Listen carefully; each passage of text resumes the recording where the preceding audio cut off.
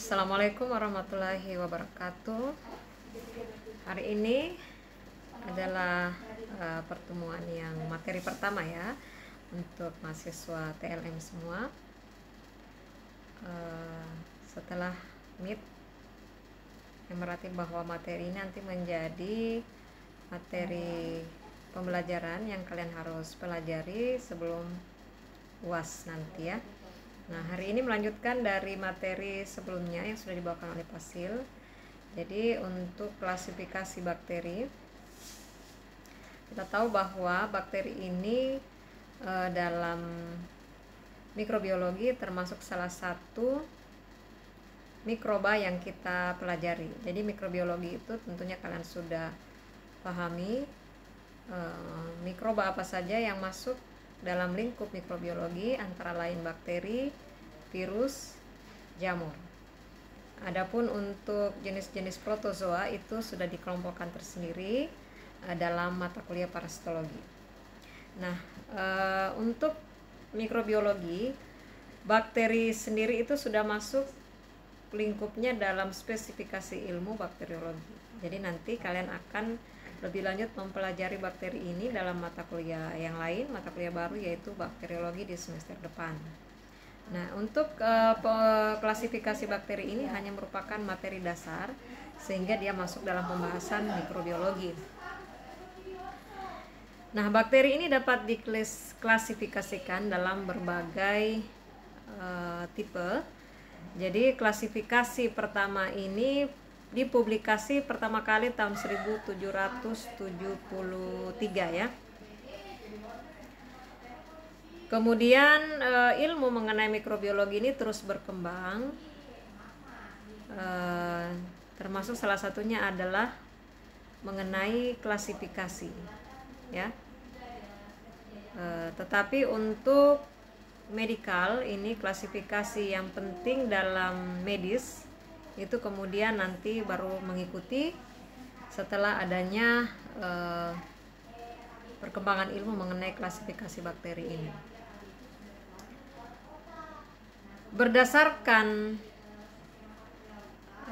several major ya, jadi beberapa hal yang penting di sini, beberapa hal yang penting untuk pengklasifikasian bakteri ini. Jadi bakteri itu bisa diklasifikasikan menurut morfologinya, menurut anatominya, menurut pewarnaannya, menurut patogenitasnya, menurut hubungannya dengan host atau inang dan organisme atau organisme yang lain, kemudian juga menurut nutrisi yang diperlukan oleh si bakteri itu apa, dan bisa juga dikelompokkan menurut faktor-faktor lingkungannya. Jadi ada banyak cara atau banyak kategori pengklasifikasian dari bakteri ini. Nah, kalau menurut morfologinya, maka bakteri ini dapat dilihat dari bentuk selnya, kemudian ukuran bakterinya, kemudian struktur yang spesifik, penyusun spesifik dari bakteri ini.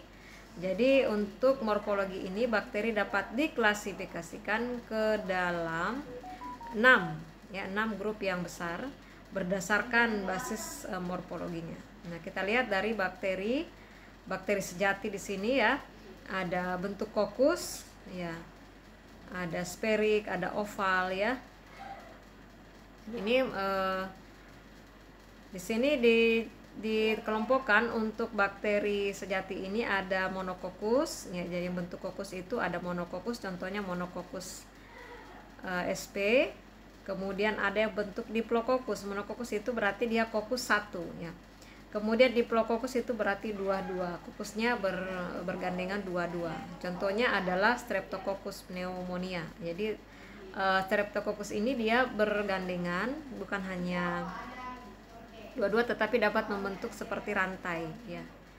Kemudian ada Staphylococcus ya. Contohnya adalah bakteri Staphylococcus aureus yang merupakan penyebab penyakit infeksi ya. Kemudian ada juga Streptococcus. Nah, Streptococcus ini contohnya adalah Streptococcus pyogenes. Ini dia membentuk rantai. Kalau bedanya tadi yang Streptococcus pneumonia dia lebih bentuknya itu diplo ya, lebih banyak bergandengan 2-2 bentuk kokus. Kemudian ada yang tetrat. Tetrat ini membentuk kokus tapi dia 4-4 ya. Kemudian ada bentuk sarcina juga ya. Kalau yang tetrat ini contohnya adalah mikrokokus. Kemudian yang bakteri sejati ini selain tadi ya ada true bakteri berdasarkan morfologinya, maka ada juga Actinomycetes ya. Nah, di sini merupakan organisme yang rigid ya. Seperti bakteri kokus tadi, tetapi dia lebih menyerupai bentuk fungi. Ya, lebih menyerupai bentuk funginya. Sehingga kita tidak mempelajari secara spesifik untuk Actinomycetes ini ya. Kemudian ada Spirochaeta. Dia relatif lebih panjang ya, kemudian tidak bercabang ya, bentuk spiral ya. Kita juga hanya mempelajari ini sekilas, tetapi kita tidak memfokuskan ini sebagai bahan kajian kita untuk mempelajari bakteri-bakteri yang patogen, karena kita kepentingannya dengan TLM itu adalah kita hanya memfokuskan mempelajari bakteri-bakteri apa saja yang infeksius ya, karena kaitannya nanti kita akan mendiagnosis atau memeriksa dalam spesimen, apakah spesimen darah, spesimen feses, spesimen urin ya, adanya bakteri-bakteri patogen yang sehingga dengan keberadaan bakteri patogen itulah kemudian yang bisa menyebabkan suatu atau adanya infeksi ya. Nah, termasuk mikroplasma ini juga masuk dalam pembagian morfologi, berdasarkan morfologi, termasuk rickettsia ya. Tetapi kita tidak membahas ini secara spesifik ya. Nah, untuk berdasarkan anatomik ya, fitur atau bagian-bagian tambahan, fitur tambahan secara anatomi. Contohnya adalah adanya bagian struktur tambahan dari bakteri itu adalah kapsul. Contohnya adalah Streptococcus pneumonia sebagai penyebab pneumonia. Nah, ini dia memiliki kapsul. Jadi bagian bakterinya memiliki kapsul. Nah, kalau kita lihat secara morfologi di gambar itu ada dinding sel, kemudian ada kapsul bakteri. Kemudian yang non kapsulet contohnya adalah Viridan Streptococcus. Nah, itu dia adalah salah satu jenis bakteri yang tidak memiliki kapsul. Flagella. Nah, ini juga adalah fitur tambahan atau bagian tambahan dari bakteri, di mana dikelompokkan bakteri-bakteri itu berdasarkan flagellanya. Ada yang monotrik atau dia memiliki satu saja ya, satu flagel. Kemudian ada lopotrik ya, itu ada seberkas flagel tetapi di salah satu ujung. Kemudian ampitrik itu ada dua flagel di kanan kiri. Kemudian ada juga peritrik, jadi flagelnya itu ada di seluruh tubuh bakteri. Nah, untuk contoh bakteri yang tidak memiliki flagel adalah Shigella. Jadi Shigella sp ya, Shigella dysenteriae contohnya ya, penyebab penyakit disentri itu dia tidak memiliki flagel. Nah, termasuk fitur tambahan atau bagian tambahan dari bakteri ini itu adalah spora. Ada bakteri yang membentuk spora, ada juga bakteri yang tidak membentuk spora. Nah, bakteri yang membentuk spora ini apa? Contohnya adalah Bacillus. Sedangkan bakteri yang tidak membentuk spora itu adalah Escherichia coli. Nah, berdasarkan reaksinya pada pewarnaan, ini juga salah satu klasifikasi. Cara kita mengklasifikasi berdasarkan kemampuan bakteri itu reaksinya terhadap pewarnaan ya. Misalnya pada pewarnaan gram. Jadi nanti kita akan bahas cara kita mewarnai bakteri. Jadi ketika kita melakukan pemeriksaan bakteriologi, misalnya kita mengambil dari sampel atau ya dari urin ya, atau dari darah atau dari feses, kemudian kita periksa, maka untuk mengetahui bentuk atau jenis bakteri yang ada di situ, maka kita harus lakukan pewarnaan. Nah, pewarnaan itu yang biasanya kita lakukan di lab adalah pewarnaan gram contohnya ya. Sehingga untuk klasifikasi bakteri itu berdasarkan pewarnaan gram, bakteri itu ada dua sifatnya. Apakah dia gram positif atau gram negatif.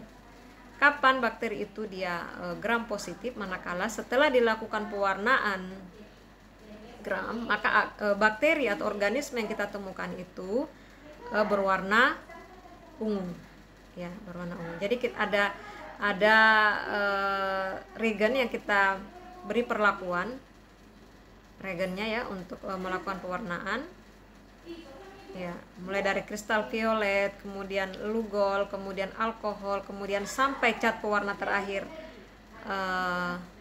warna yang memberikan warna merah.